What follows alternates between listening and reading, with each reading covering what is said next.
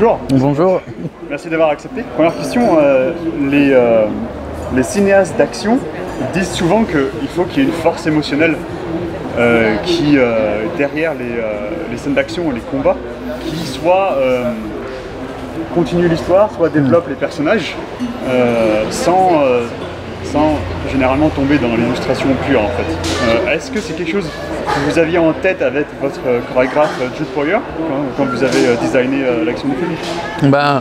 En fait, depuis qu'on travaille ensemble avec Jude, depuis Gangs of London, chaque séquence d'action qu'on va faire, qu'on va mettre en place est motivée par des enjeux émotionnels. Donc c'est-à-dire que ça peut donner ça donne une direction, on va dire, sur la direction d'acteur. Et ça nous permet d'avoir que la séquence d'action continue de raconter l'histoire. Il ne faut pas que ce soit juste un break émotionnel pour le spectateur qui va être juste témoin de ce qui se passe. Il faut vraiment l'accompagner sur le voyage, sur le voyage émotionnel de ce qui se passe pour le personnage en fait.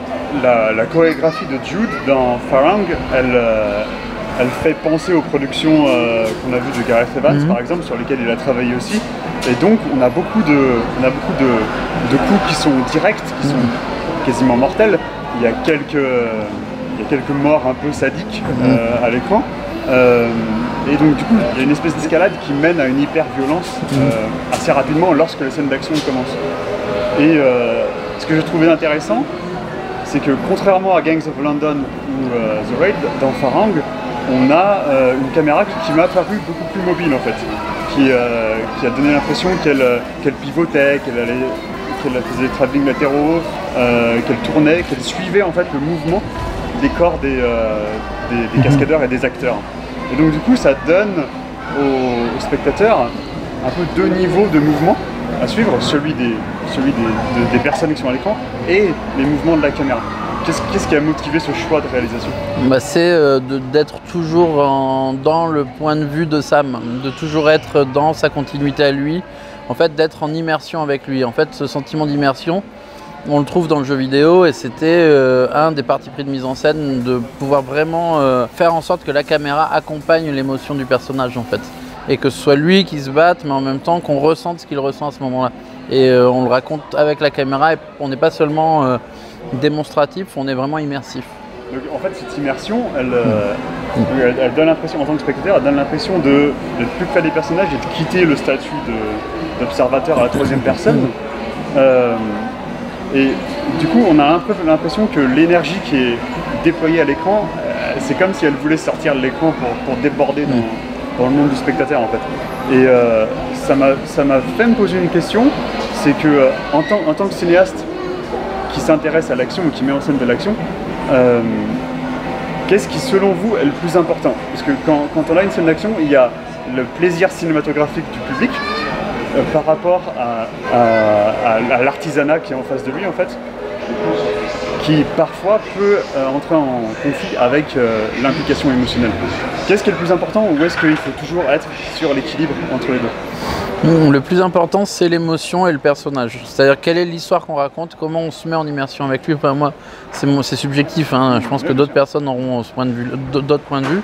Mais moi j'ai envie d'être avec mon personnage, de l'accompagner, d'être en immersion avec lui, de ressentir ce qu'il ressent et de le faire ressentir au spectateur. Et pour ça, l'utilisation de courtes focales dans l'action, qui est symptomatique en fait du cinéma de Hong Kong. Ça m'évoque deux choses, c'est que le cinéma d'action en tant que genre, c'est un des rares genres au cinéma qui peut se permettre de montrer des choses cool parce qu'elles sont cool. Et on n'en voudra pas forcément au film de faire ça. Est-ce que c'est quelque chose est-ce que c'est une liberté que vous vous accordez ou jamais? Il y a des choses cool qui deviennent cool par nature, par rapport à ce qui se passe dans le cadre, mais le parti pris de mise en scène, on n'en a jamais dérogé. On a toujours dit, voilà, il faut absolument qu'on tienne ce truc-là, qu'on soit avec lui, et il y a une séquence où on change de point de vue dans le film, c'est quand on passe avec Mia, sa femme, qui ouvre le restaurant le matin, et qui introduit un nouveau personnage, qui est le personnage de Somba. C'est le seul moment où on change de point de vue parce qu'elle devient moteur de l'intrigue en fait. Et c'est important d'avoir un focus sur elle, mais ce focus on l'a sur une seule séquence. Tout le reste c'est du point de vue de Sam. En fait c'est surtout des petits détails parfois qui m'ont fait me poser la question. Par exemple, il y a une scène dans un bordel donc Sam neutralise ses adversaires. Et il y a un moment, la caméra passe à l'intérieur d'une vitrine. C'est ce genre de petits détails qui, moi en tant que spectateur, me donne l'impression d'une rupture dans le point de vue et me donne l'impression d'offrir au spectateur en fait un petit moment de répit émotionnel juste pour lui montrer quelque chose de cool. Ouais, mais après c'est parce qu'il fallait qu'on comprenne ce qui se passe sur ce personnage. Donc en fait le mieux c'est de mettre la caméra à l'intérieur du placard et de suivre. Il y avait un défi technique parce qu'en fait le travelling latéral au bas pour pouvoir suivre ce personnage est extrêmement compliqué à faire parce qu'il fallait tenir cette valeur de cadre. Et donc en gros on a utilisé un système qui nous a permis de faire des zooms dans l'image, de tourner en 8K. Enfin il y a tout un process qui nous a permis d'obtenir ce plan qui était très technique mais qui nous permet vraiment d'être au cœur de l'action encore une fois. De ressentir ce que le méchant à ce moment-là ressent lui aussi. Je disais tout à l'heure, ça devient cool. C'est un effet secondaire. Ça devient cool mais c'est nécessaire pour comprendre ce qui se passe à ce moment-là.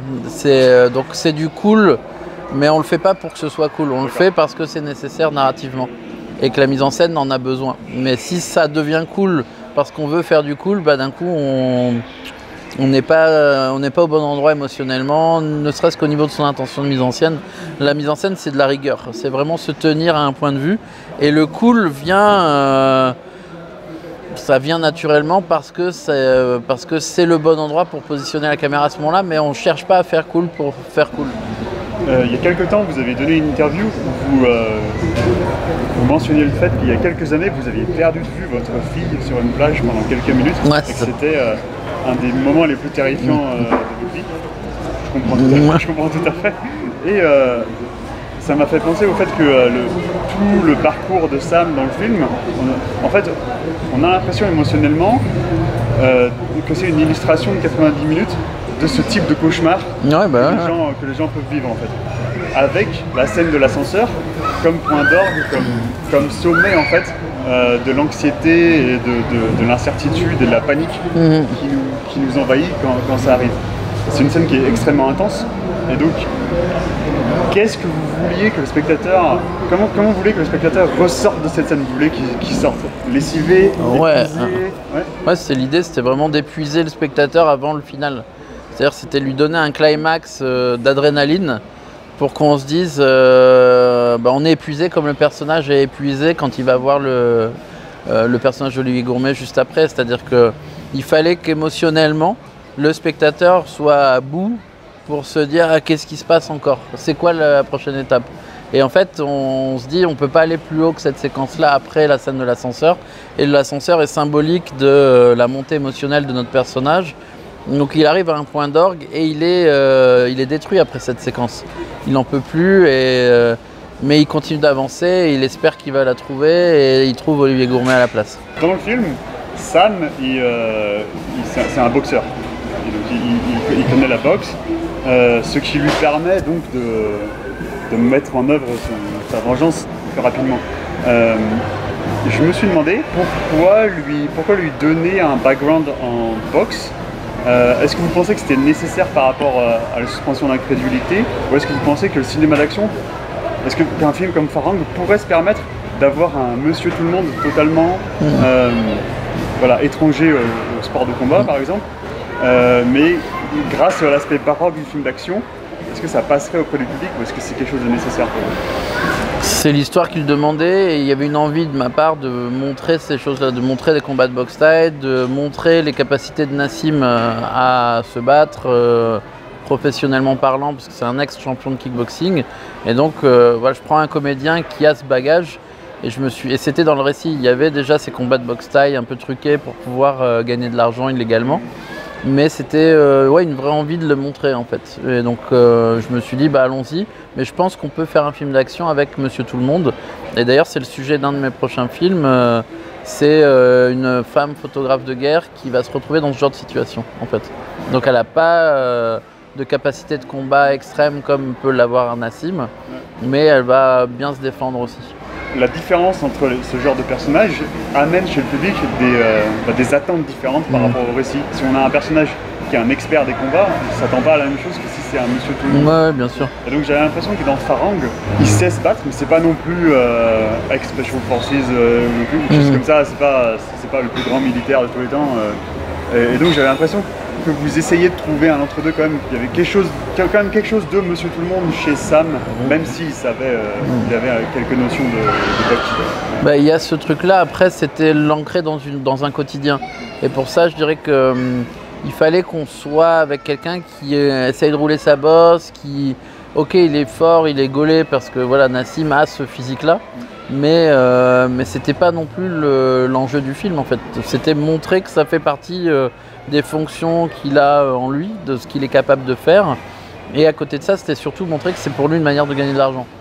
Donc c'est pas quelqu'un qui va se battre pour se battre, c'est surtout comment il peut gagner son argent en faisant des combats. Et derrière, se dire forcément à partir du moment où il fait ça, on se dit qu'il a les capacités de le gérer dans des situations extrêmes. Mais comme c'était un premier film de ce genre-là, on a vraiment... moi, j'avais vraiment envie de filmer ça aussi. Donc ça vient d'une vraie envie de cinéma, en fait. Est-ce que vous storyboardez l'action auparavant, histoire de verrouiller des plans avant de travailler avec Jude Poyer, par exemple, ou est-ce que tout est créé avec lui? Tout est créé avec... C'est-à-dire que moi, je lui donne la séquence narrativement, et ensuite, on fait ce qu'on appelle une prévise. Une prévise, c'est tourner... on met intégralement la séquence avec un téléphone et en gros on regarde la prévise, on affine, on est vraiment dans le détail près de ce qui est censé se passer dans la séquence d'action. En fait c'est du chaos organisé qu'on va tourner de manière à pouvoir être sûr du nombre de lames, du nombre d'hémoglobines, du nombre de plans pour faire un plan de travail cohérent avec cette séquence. Et par exemple la séquence de l'ascenseur dans le film, on savait qu'on pouvait s'offrir 5 jours de tournage. Et donc on l'a designé pour environ 2 minutes et quelques, parce qu'en fait on peut faire 45 secondes à ce niveau d'action, c'est 45 secondes par jour, pas plus. Dans quelle mesure Nassim a influencé du coup la chorégraphie de l'action? Il y a des fois où il y a des coups qui n'étaient pas forcément les bons, qu'il n'arrivait pas forcément à faire, où on les a réadaptés pour lui. Et Jude était toujours là pour réadapter en fonction. Mais il faut savoir qu'à partir du moment où on a la prévise, en fait, le boss, c'est la prévise, c'est ce qu'on a tourné et on doit coller à ça parce qu'en fait, on a déjà vu le résultat, on sait que le résultat est efficace, qu'il fonctionne et donc on veut vraiment tenir cette rigueur-là. Et il faut absolument s'en référer à la prévise si on veut réussir une séquence d'action. Le film se passe majoritairement en Thaïlande. Dans quelle mesure le fait de tourner en Thaïlande, ça a eu une influence sur le film au niveau professionnel avec l'équipe et au niveau culturel? Ça a eu beaucoup d'influence au niveau de ce que les comédiens thaïs nous ont apporté. C'est-à-dire que Vitaya, par exemple, il m'a apporté tout le rapport aux amulettes que les personnages ont dans le film, qui est un vrai truc là-bas. C'est quelque chose que je n'avais pas écrit. Et c'est Vitaya, en parlant avec lui, qui m'a expliqué toute la symbolique des amulettes. Le fait de mettre l'amulette dans la bouche avant un combat, c'est un vrai truc que lui et son grand-père faisaient. Et donc c'est vraiment cet apport culturel de la Thaïlande qui se voit dans le film en fait. Et on a vraiment laissé la porte ouverte en fait aux propositions de nos comédiens thaïs parce que c'est une culture qui est magnifique, c'est un pays qui est absolument incroyable et on voulait vraiment leur laisser le champ libre pour qu'ils nous nourrissent au maximum en fait. Il n'y a pas beaucoup de héros d'action dans le cinéma français en ce moment. Il y a Alban Lenoir qui commence à monter. Et donc, on découvre Nassim Liès avec Farang. Je sais que vous avez fait un film de requin qui se passe à Paris aussi avec Nassim. Est-ce qu'on peut s'attendre à de futures collaborations? Là, on termine ce film-là. C'était une super expérience très intense et je pense qu'on n'a pas vu Nassim sous ce jour-là. Et on prépare déjà d'autres projets, mais oui, je pense qu'on va être amené à recollaborer ensemble très prochainement et souvent. Super. Merci beaucoup. Merci à vous. Merci.